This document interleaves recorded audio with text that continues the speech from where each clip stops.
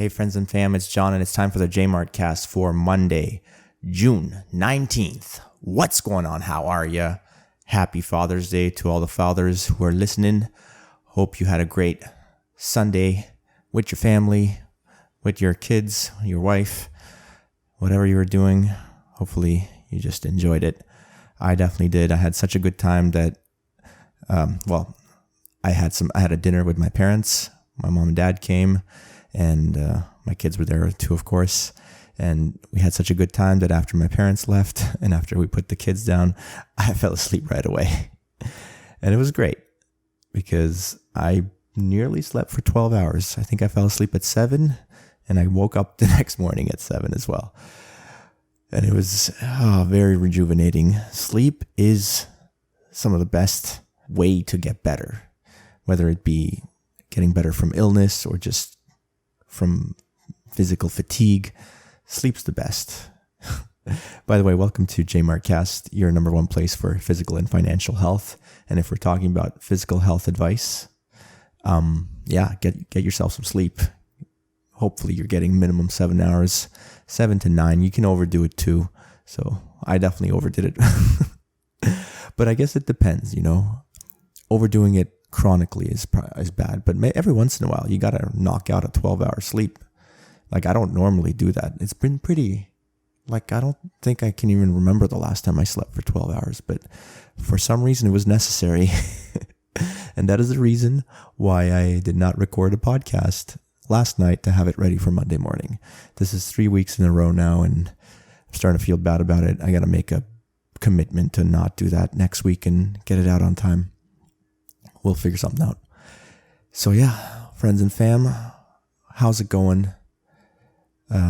We're at June 19th, like I said, which means that we are 2 days away from the summer solstice. So 2 days away from changing seasons officially in the northern hemisphere from spring to summer. 2 days away from the longest day of the year. The summer solstice used to have a pretty big historical significance in ancient cultures. For example, Stonehenge and many other huge, what are they called? Historical sites, I guess, are aligned with being able to see the sun rising on the solstice. Actually, that reminds me that really cool Netflix documentary called Ancient Apocalypse, I think. And it actually, that one, it does a good job of going over a whole bunch of different monuments that have this alignment with the solstice. It's pretty cool. People used to think that is very meaningful.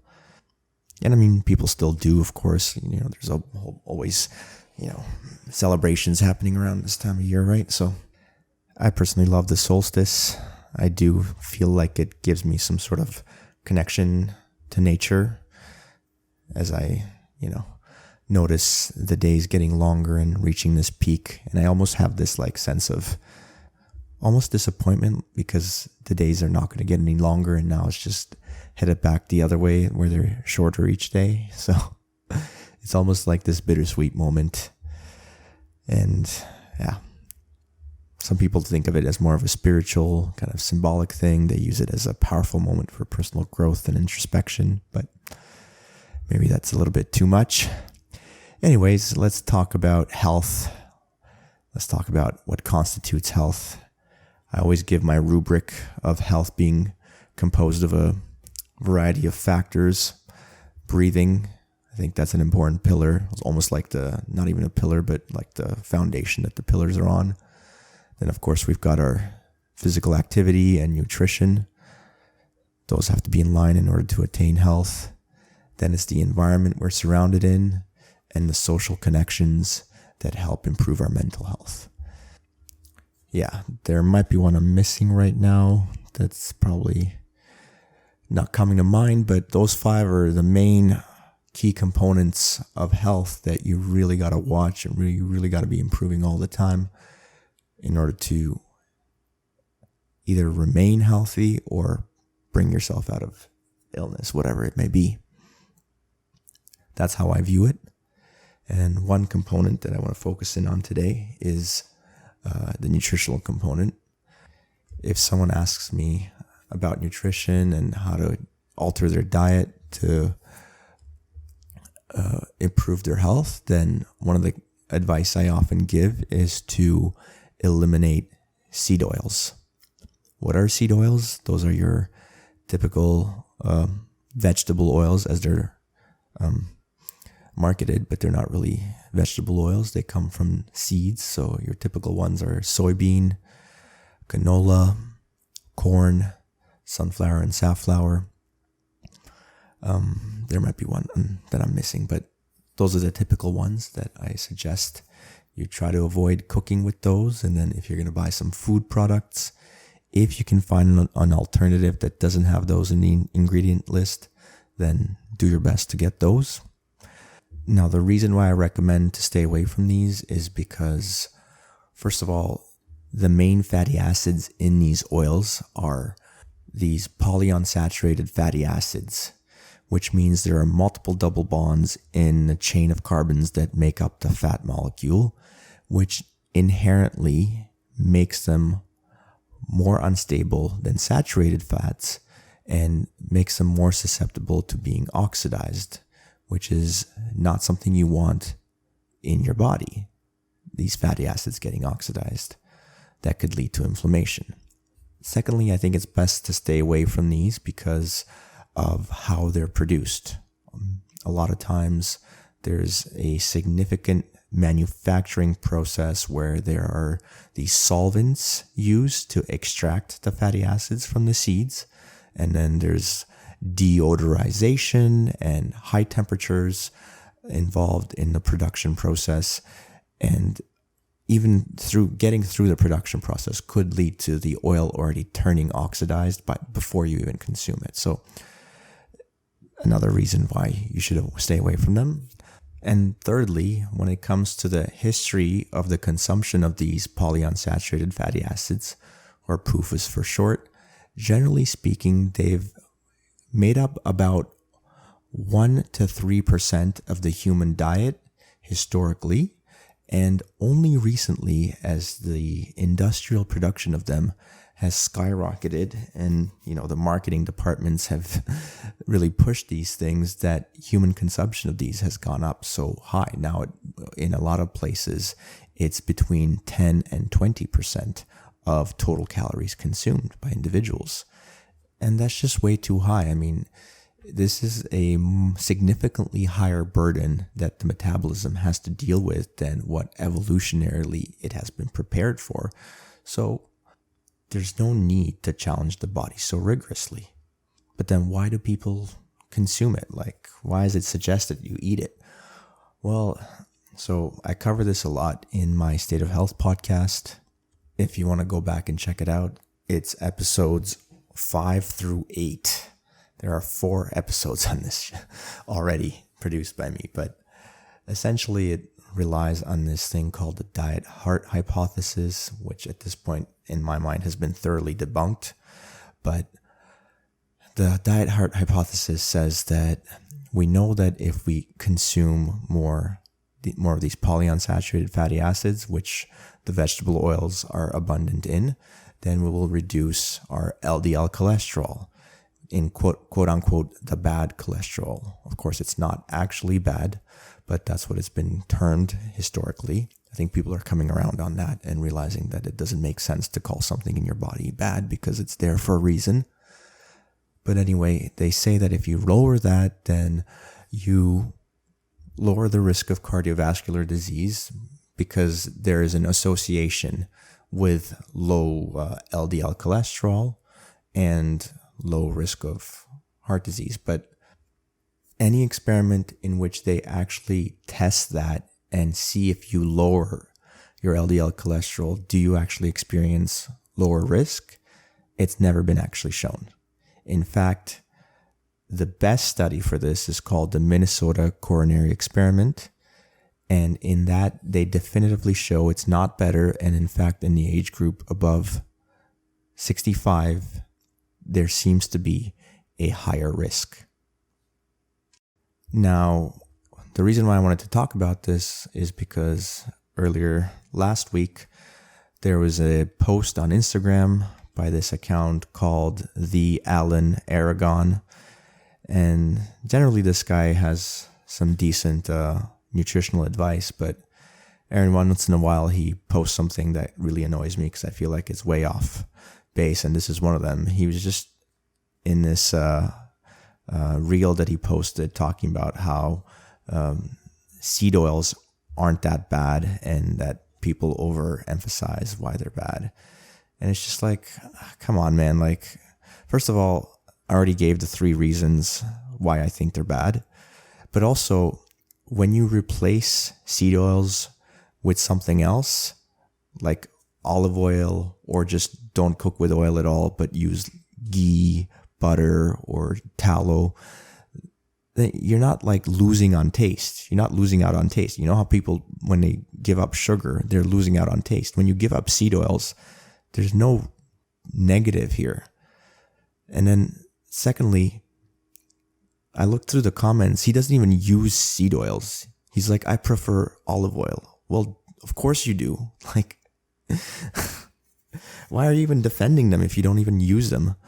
Like, who paid you? Anyway, so I commented on the post. It was not like a comment to the post, but it was a comment to a comment. So I think it kind of got buried and he didn't answer me right away. And then I made another comment. This is what I said. Hey, the Alan Aragon, you never answered my comment about the Minnesota coronary experiment. It might have been because the comment got buried. Can you explain why the results of that experiment show that a lower LDL cholesterol doesn't result in lower risk of cardiovascular disease, and in fact, the risk increased in the 65 plus age group? And then a couple of days or 3 or 4 days went by and he didn't answer. So then I just commented under my first one and said, like, what's going on? Like, come on, man, like, give me something. And then for some odd reason, he says that he had commented or responded to me, and then I just couldn't see it. And then he sent me a screenshot of his response comment just below mine, and it appears to be there, but for some reason I still can't see it. I can only see it when he sends me the screenshot. But anyway, I'll go over his response and kind of refute it, because I can't believe the BS in his response, and maybe it's lucky that it doesn't show up so people can't see what kind of BS he's writing here. But he goes on to say the Minnesota coronary experiment is one of the most sketchy and flawed studies in literature. Right off the bat, that's complete BS. Like, he's trying to undermine the validity of the study. Meanwhile, it's like one of the most well-controlled studies, because it was done in a medical ward with psych patients, where those people are given meals specifically and exactly designed for the experiment to be as well controlled as possible.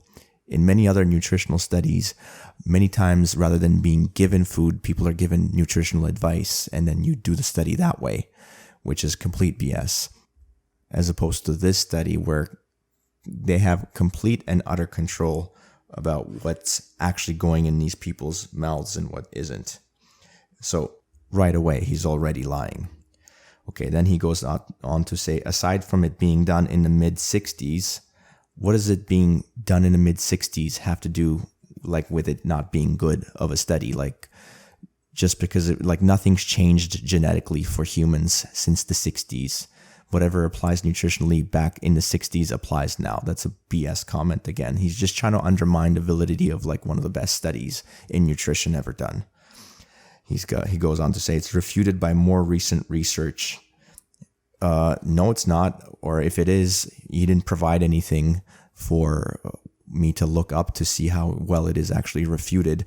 But I know that's not true, because initially the Minnesota coronary experiment was published to show that the diet heart hypothesis stands true, because the data was only partially published. It was only like in 2014 when another graduate student was able to get a more full data set, that with the reanalysis they were able to show that actually, no, there is no benefit to changing your diet to include more polyunsaturated fatty acids. And in fact, that's only at that point were they able to see that the age group of 65 and older had higher all-cause mortality.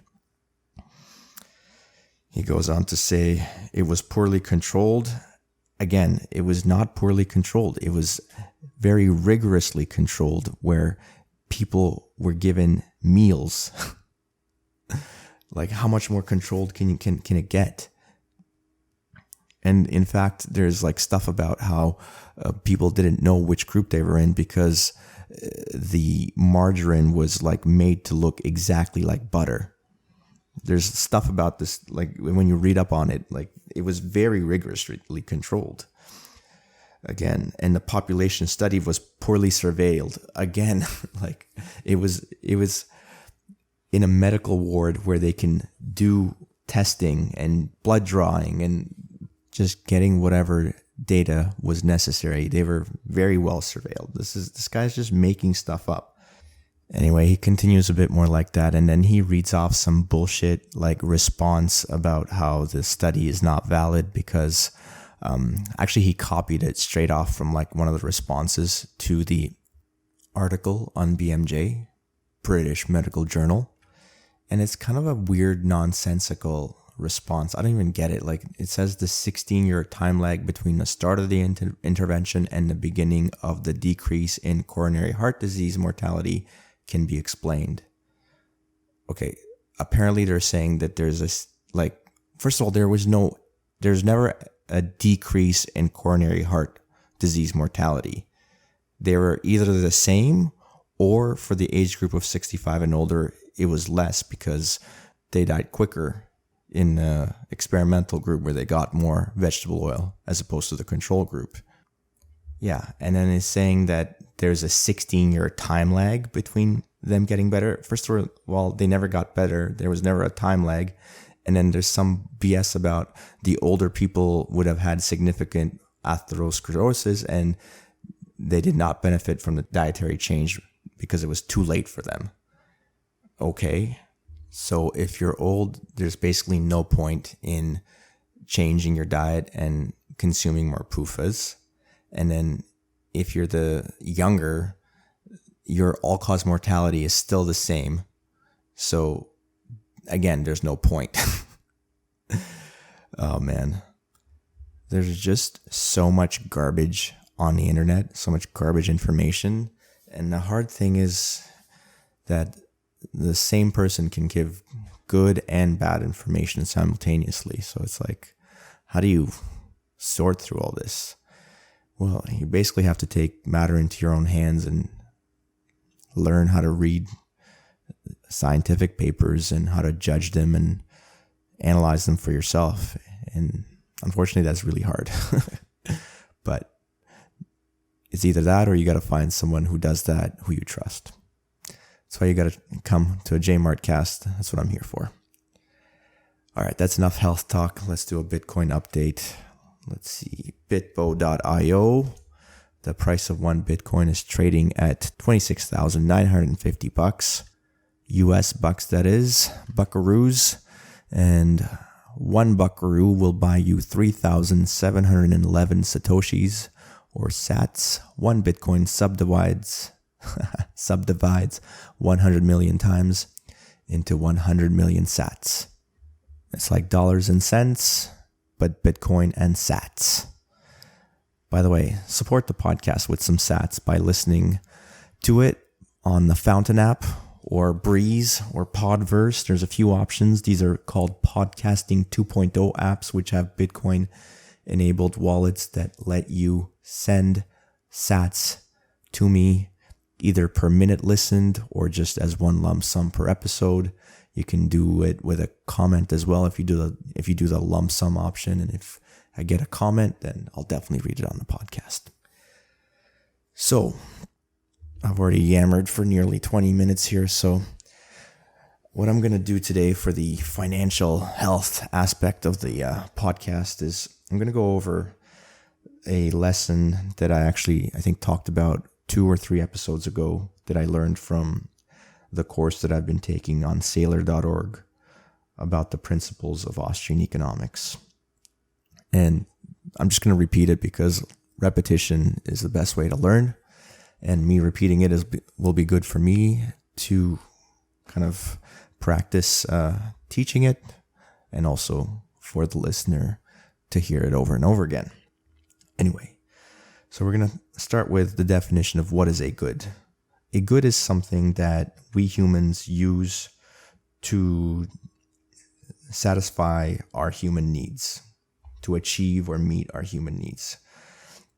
And so, obvious example, you're hungry, you got an apple is good, is a good that you can use to satisfy your need of hunger, meeting your hunger.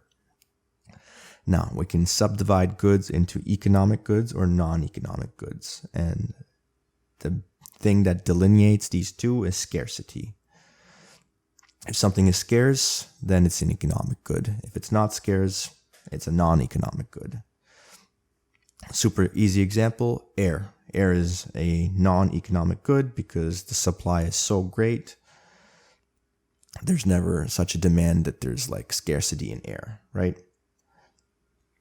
Air has utility, so it's a good, but it's not scarce, so it's not an economic good. Scarcity makes us value it. And economics is the study of human choices under scarcity. And so scarcity gives rise to property. And then, so we already said economics is the study of human choices under scarcity. So what does it mean to economize? So to economize means to produce and save goods, keep those goods in good condition, also choose which needs we will satisfy with the goods, and try our best to get the best possible result with whatever goods we've got. That is a basic description of what it means to economize under scarcity. Now, the interesting thing is that because scarcity forces people to economize by developing valuations of different goods and choosing between them, these valuations are subjective because our judgment of the importance of the good for satisfying our needs can constantly change, and our needs can change. So value will change. Thus, it is subjective. And it's not something that's inherent in the good. It's not a property of a good. It's just, it only exists in the consciousness of the person who is evaluating the good itself. So, for example, oil. Oil for the long time before the invention of the combustion engine was just seen as a negative because it would, take up land and be unuseful. You can build property on it. But once we realized that you can use it for, either moving goods, like through, using it for engines, right? Or even just burning it up and heating a house. That's also a super valuable utility that it has. Before we knew how to do that, it was worthless and maybe even a negative value, but now it's super valuable because we know how to use it as an economic good. Because our subjective valuation of it changed over time with new knowledge. Okay, with that established, I'll just go over one more concept from this lesson, which is opportunity cost. And opportunity cost refers to the fact that human time is limited. And because of that, we can't experience everything. We're even limited to experiencing only one thing or a few things at a time. So we have to make choices all the time on which things to prioritize, which one over another. So basically, the opportunity cost is the cost of any choice must include the cost of foregoing an alternative. So opportunity cost is an important concept to understand because we use it. You can effectively use it for decision making and resource allocation and evaluating the benefits of something, then using that for long-term planning. And I think what it leads me to ultimately understand is that the most valuable resource ultimately is time, because while goods can be scarce, the human beings are actually very good at producing goods. And the only thing that's the main constraint of how fast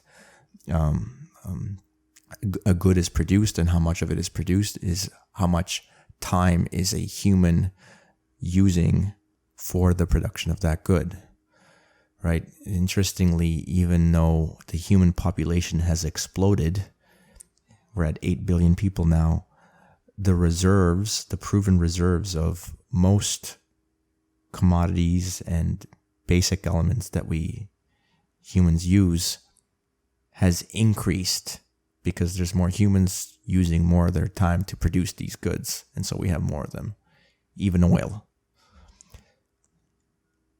So again, time is the most valuable resource because it's the basic input in the production of every other good.